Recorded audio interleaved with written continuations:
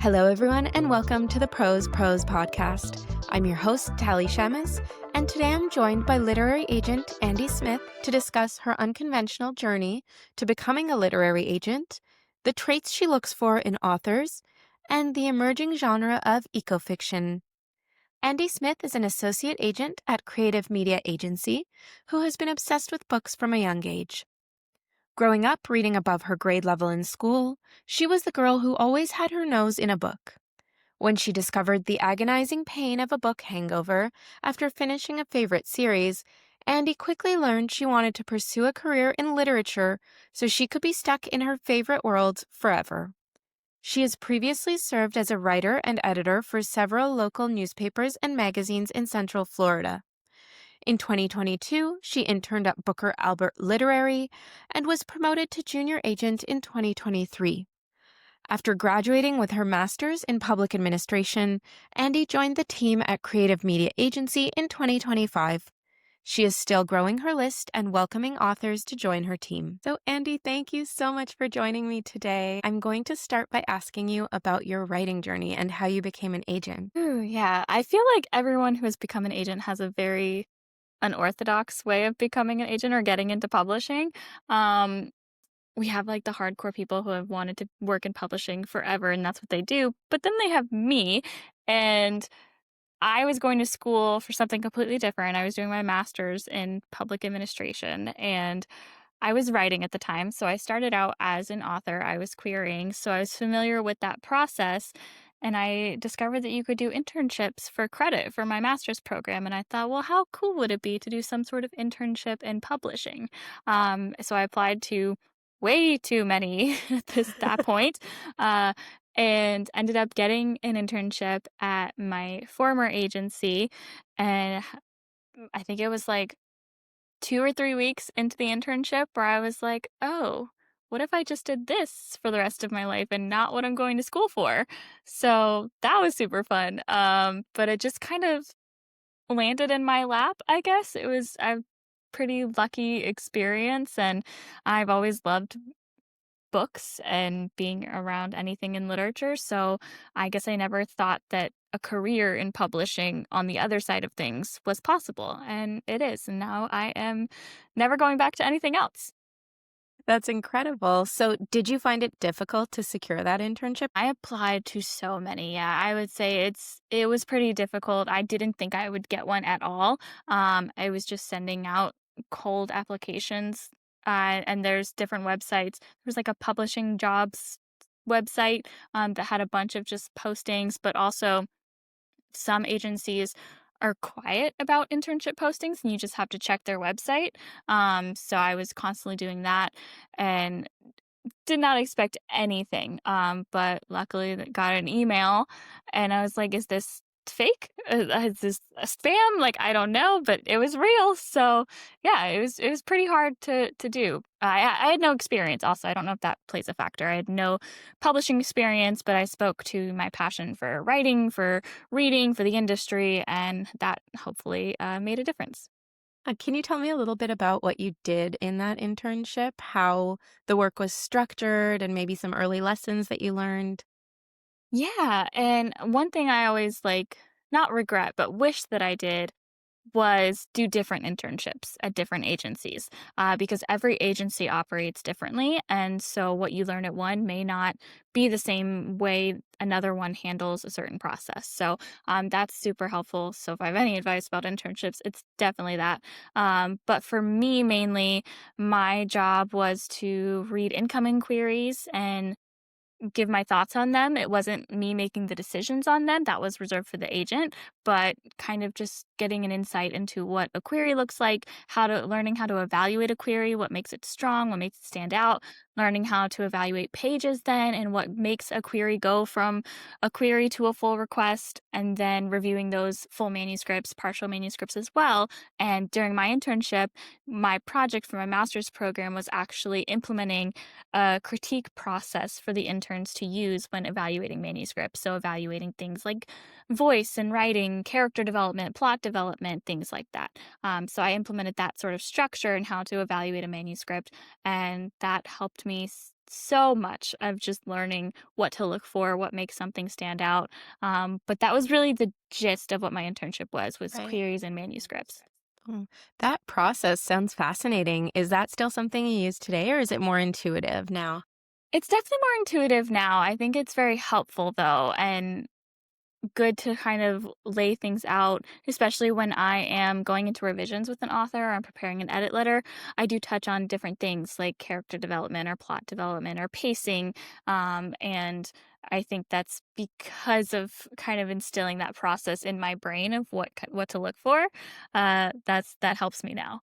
And so now, how do you decide to take on authors beyond the manuscript? So, what traits are you looking for, if any?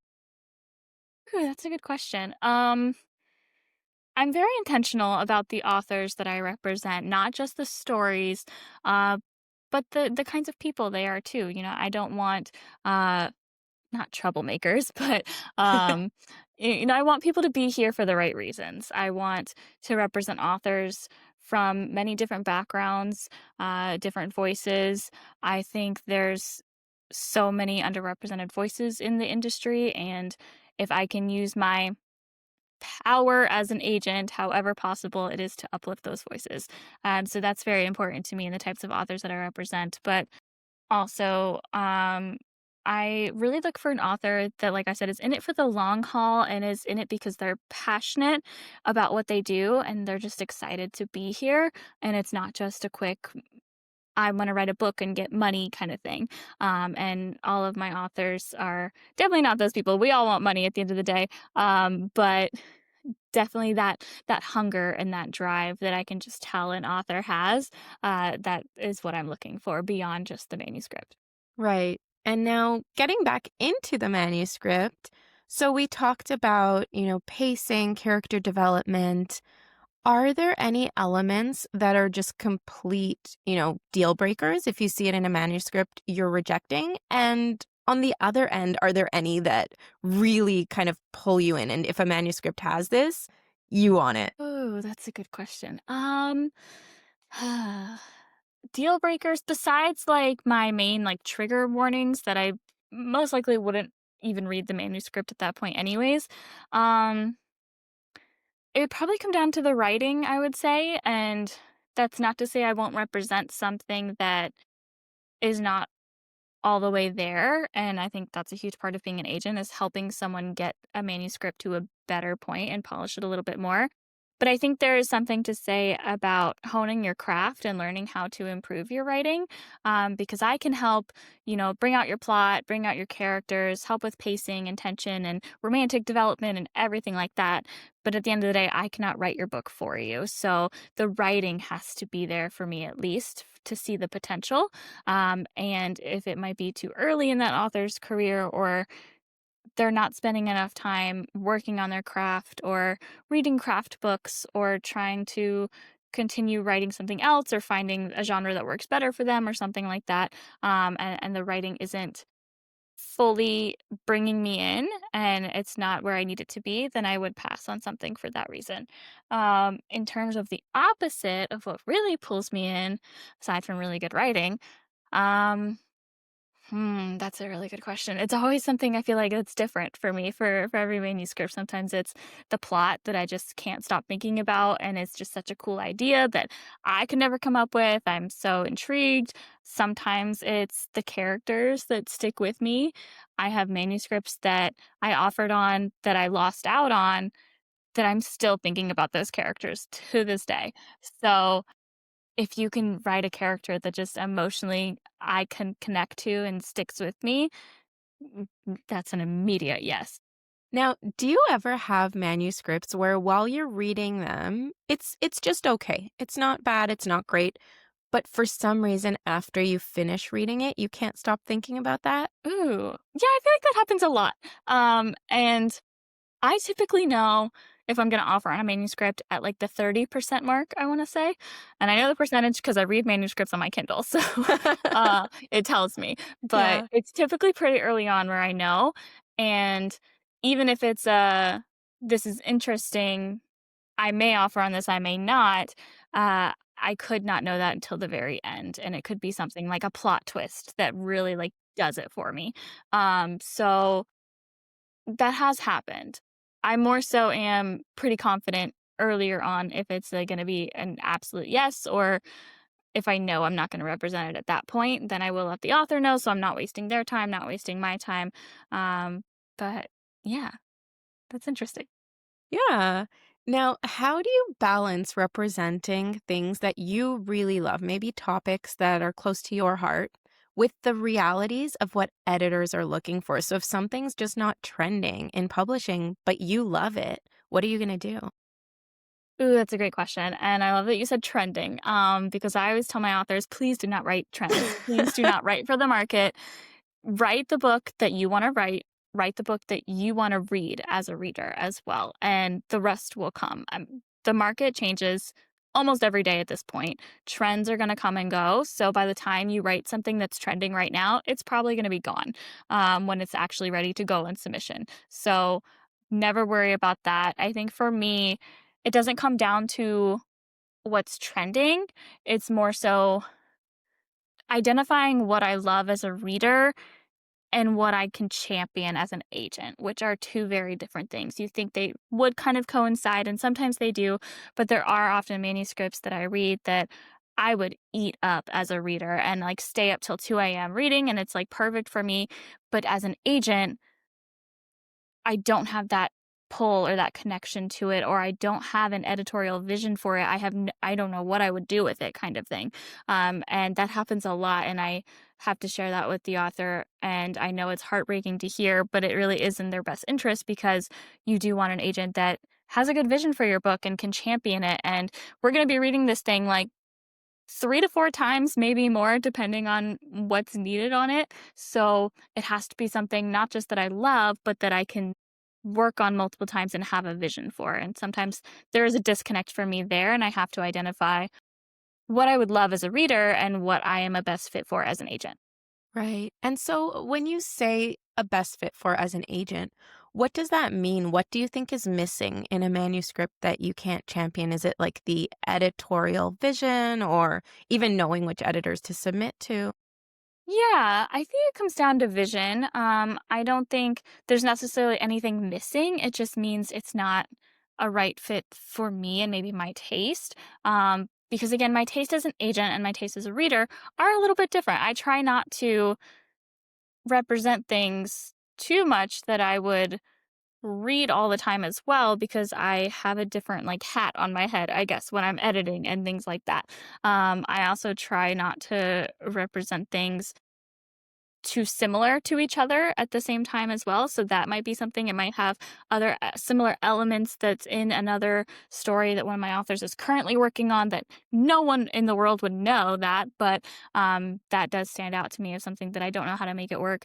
But it could just be vision at the end of the day, as vague and unhelpful as that sounds, but just like a gut intuition and feeling. And it doesn't necessarily mean anything's wrong with the manuscript. It just would be a better fit for someone else that's going to read it and go, oh, I know exactly what to do with this.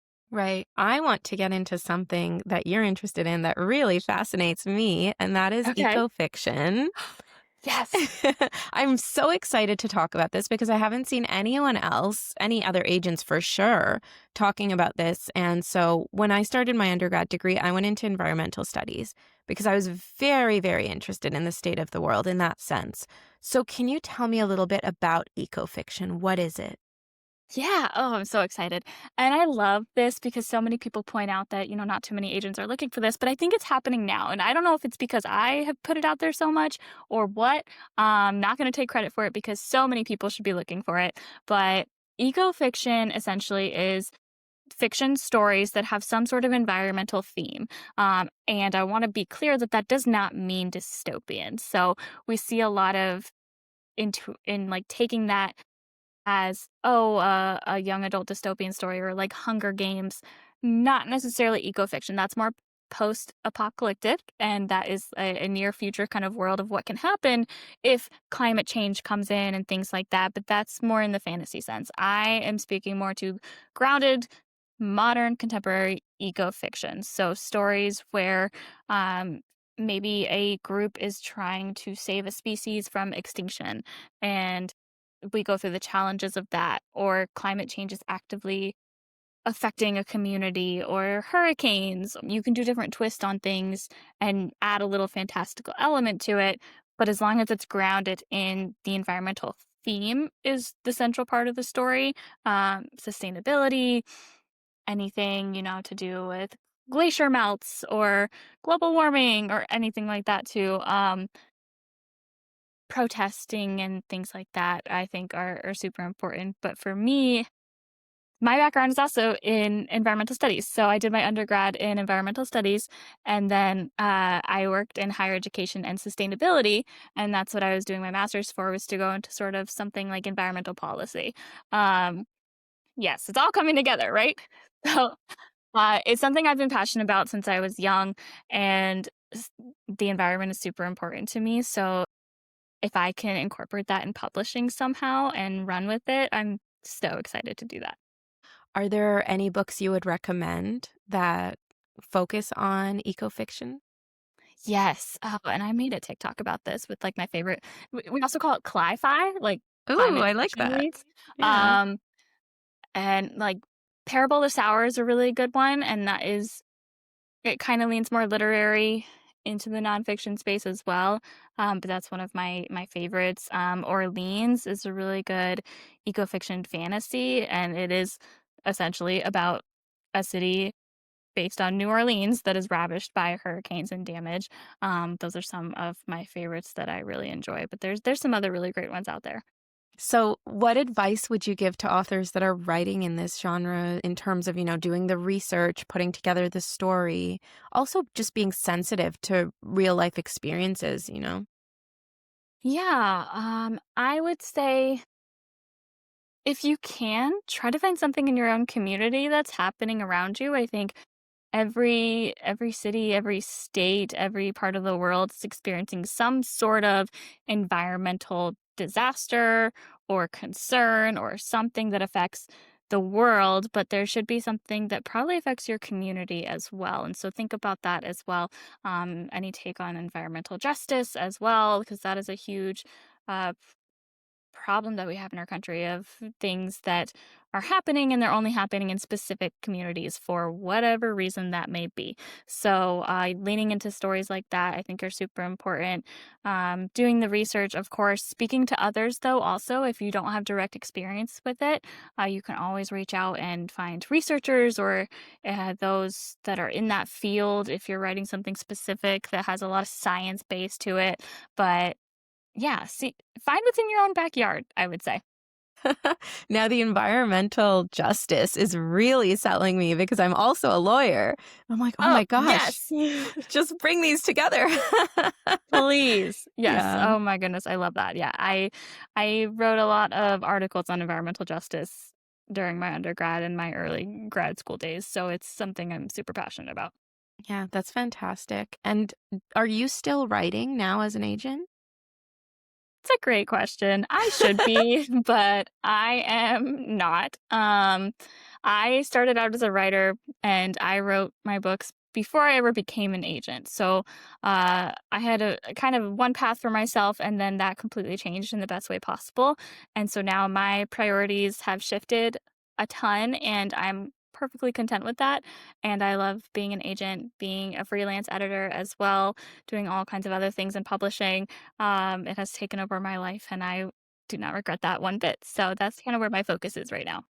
That's fantastic. And one of my good friends, Ramessa, actually, I think she worked with you with your editorial side. Yes, I love her. She just did one of my first coaching sessions because I'm now offering coaching as well. Yeah, she could not stop talking about how wonderful that experience was. So I just think that's so fantastic. How do you balance it all? Y- Great question. I wish I had an answer for that. Um, It's hard. I think I'm very organized, and then chaos happens. I feel like my desk is just organized chaos.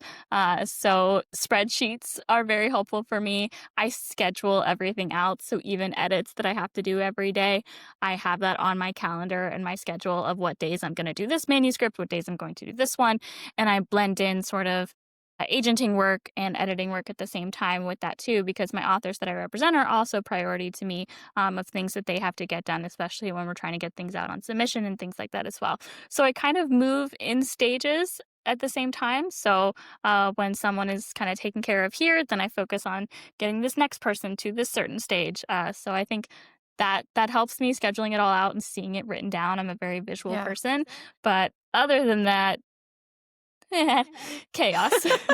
Well, it sounds like you're very organized, actually. So I find that very impressive. Thank you. I try. So now, in terms of the manuscript, how do you collaborate with your authors? What are you doing in terms of the work? What do they take on? And also in terms of shaping their careers as writers, how does that kind of divide look?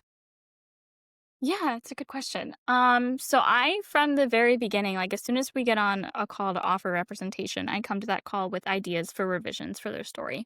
And I go through them kind of in a broad sense. We don't go too in the nitty gritty, but just an overview of what my thoughts would be, because I want them to know that up front before signing with me to know this is my vision for the story. And if you disagree with it and you have a different vision, then that might mean I'm not the agent for you, and that's completely fine. But I want them to know that up front so they know what they're getting into.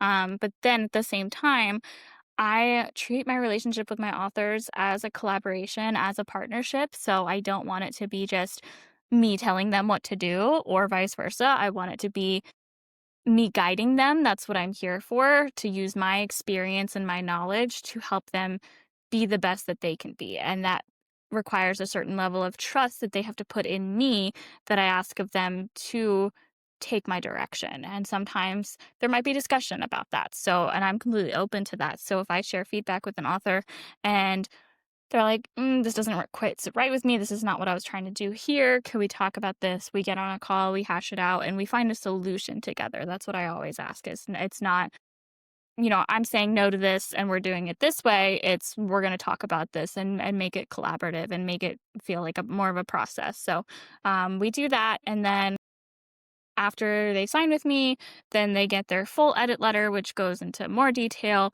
There's comments in the manuscript as well. They start working on revisions. And I let that be up to them. Some of my authors like deadlines, some of them do not. And everyone has a life, right? Like kids, family, school, whatever it may be. So I know things get in the way. So I just ask that they keep me in the loop. We stay in communication about things. And if they have questions as they revise, I'm here for that as well. But they, for the most part, take it and run with it. And then they come back and send me something that blows my mind. And I had no clue that they would even like take one small idea and turn it into like 1,000 other new ones. So that's my favorite part. Um, but we go through a couple rounds of revision and then get it on submission and get it out there to editors.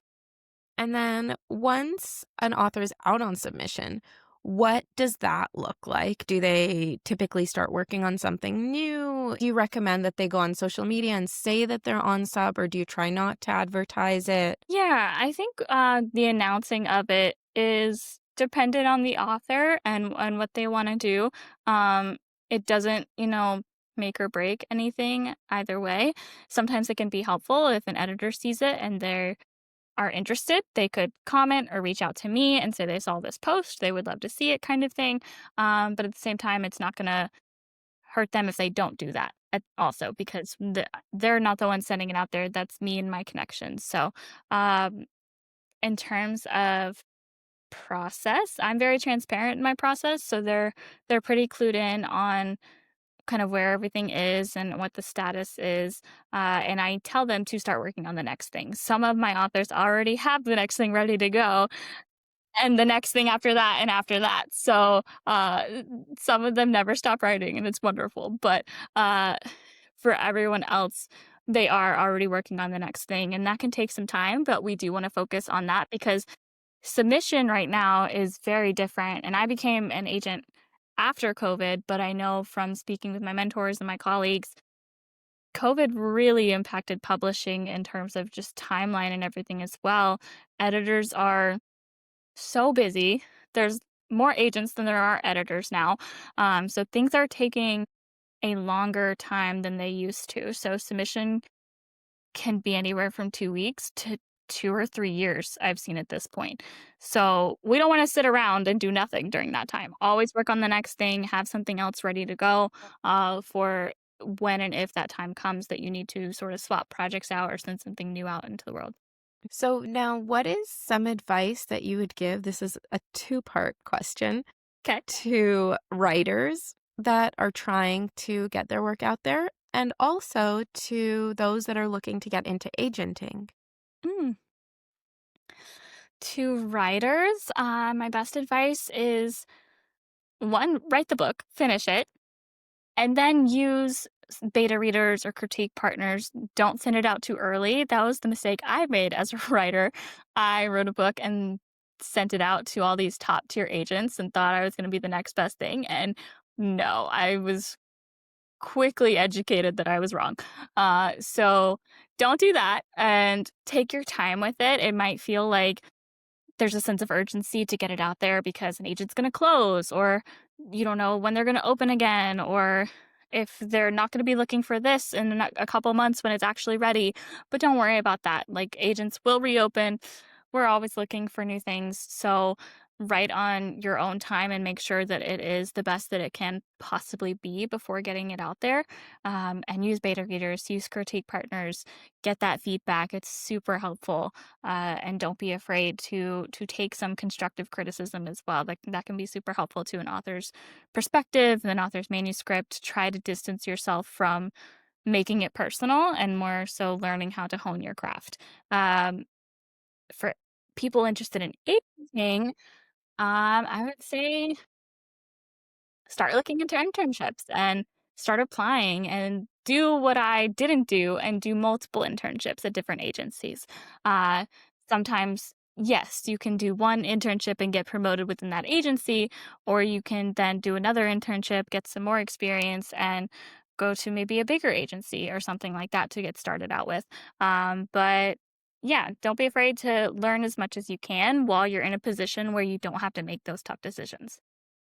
I love that you say not to start querying too early when you're talking about advice for writers. I think that is probably universally the biggest mistake that people make. And I did the same thing. Last summer I had just written my first manuscript ever, and I met this fantastic agent, absolutely adored her, thought I have to work with her. And she expressed interest, so I sent the manuscript way too early. I haven't even given it time to sit at this point to do edits. And of course, she rejected. But I did get very lucky. This story has a happy ending because she said she would like to see future work. And Yay! so I re-queried her this summer with my next manuscript, and now she's my agent. Yay! So, I love that. yeah. Congratulations. Thank you. So, but yes, I definitely made that mistake of sending out my manuscript too early. And, it's so hard to be patient, but publishing is so slow. It's It just, is so slow, and it's so hard for agents take a while to get back to you on a query. They take even longer to get back to you on a full manuscript because we have so many other things on our plate, and that unfortunately comes to one of the last things that we do. So we're taking our time, so take your time too. You're entitled to that, and yeah, make it the best you can be. Most agents are open to seeing future work or open to seeing revised work, so it's not necessarily that you only have one shot. But if yeah, you think about it like you only have one shot, then that might help change your mindset a little bit and put more work into your story so that it's as ready as it can possibly be before sending it out. for sure. Yeah. So now looking back, what has been the most impactful or rewarding moment in your career as an agent thus far? Oh, that's a great question. Hmm. So much happens that, like, we can't talk about, and I hate that. So I would say rewarding so far for me, I think, is moving to a new agency, if I can say that. Because I recently switched to creative media agency, and I joined their team earlier this year, and I think that has made a world of difference for me, for my authors, for the career that I want and where I wanna go. And I'm so grateful to be able to represent the authors that I do and have this community that I do as well. I've started, being more active on social media which is a plus and minus, but I really enjoyed connecting with authors there. And I think there's a lot of times that I'll post a tip or something that is not mine and it's like free on the internet and it's common knowledge, but for some reason in that space, it connects with a specific author or something and it helps them either write their story or get an agent or something of that sense. And that feels really good to be a part of that and to help people however I can. I think that's, yeah, what I'd say be the most rewarding is we look at agents as these gatekeepers in publishing, and publishing itself has this nuance of the secret keeping and stuff that is public knowledge that for some reason gets hidden behind a paywall or a barrier of some sort. And so that's what I want to do. That's something I know I'm trying to do on my podcast with Carlene Geisler Publishing, is to break down those barriers a little bit and not be so gatekeepy and so secret keeping. And so when we can do that and get a good response and make an impact on those authors, that's very rewarding. I love that so much. And I was going to say, I heard you talk about switching agencies on Flublishing, and I loved that episode. It was super Yes. fascinating. So yes, anybody listening, after you're done this episode, go give Andie's podcast a listen, Flublishing. Very good. And I actually Please. noticed that on Flublishing, it says subscribers to this podcast also enjoy the Pros. Yeah, we I love was it. so flattered. I'm like, oh my gosh, to be associated with them? Yes, I will take it. Oh, you're killing it. Yeah, we love it. We love supporting other creators, other authors as much as possible. I think that's the best part about this community is it's viewed as a competition, but it's really not. Like, we're all here to lift each other up, and agents are in direct competition with each other, but there's so many of us in different communities just trying to lift each other up and help support one another. Authors are the same way, agents to authors, things like that too. I think it's all, hopefully for the most part, as we try to be one sort of big happy family. Yeah, I think that's wonderful. Well, thank you, Andie, so much for joining me today. This was just fantastic. I really enjoyed chatting. Of course. Thank you so much for having me. And thank you all so much for tuning in. I hope you've enjoyed this episode of the Pros podcast. And remember to check back next Tuesday for a new episode.